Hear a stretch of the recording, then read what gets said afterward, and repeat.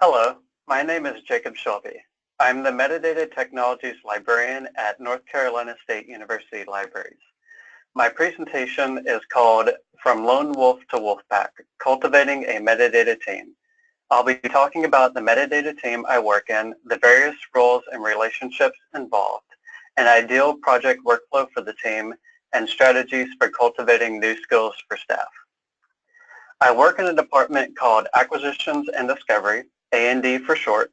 A few years ago, our Acquisitions Department and Metadata and Cataloging Department merged to form A&D. A&D is comprised of 3 units: monographs, serials, and data projects and partnerships, DPP for short. Both the monographs and serials units conduct core work such as purchasing, managing, and describing resources in their respective domains. DPP, the unit that I work in, traditionally provides administrative support for the other 2 units. For example, we build and maintain databases that help the other units perform their core work. However, DPP is looking for ways to expand our metadata-related services for the department and the libraries as a whole. Eventually, we would like to provide a suite of metadata services for the university. There are several layers of staff within DPP. We have the lead librarian for metadata technologies, the metadata technologies librarian, a university library specialist, and 3 university library technicians. The lead librarian for metadata technologies maintains high-level supervision over the unit. The lead librarian is our primary outlet for metadata services.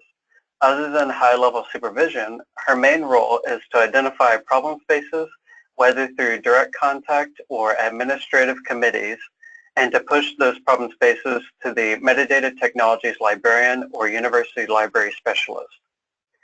As the metadata technologies librarian, I provide support for problem spaces.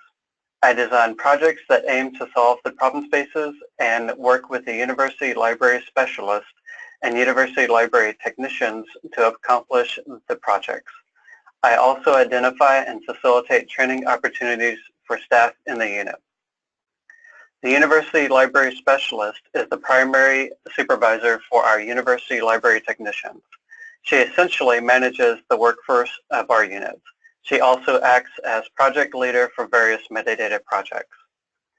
The university library technicians are the unit's workforce. They perform the core work of our units, such as batch processing of bibliographic records and loading records into our scholarly publications repository.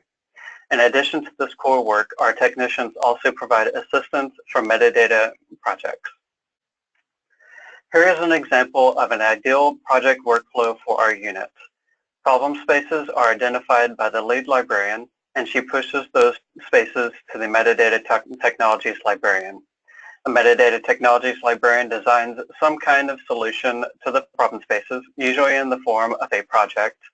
Metadata technologies librarian works with the university library specialist to assign work to the appropriate university library technicians depending on current staff workloads. In practice, it's worth noting that the roles and relationships of our unit are fluid.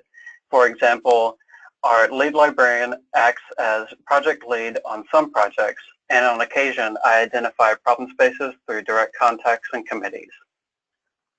I want to briefly touch on one strategy for cultivating these skills that has worked particularly well for our unit. Most of the training done so far has been project-based. In designing a project, we identify skills that are needed to complete the project.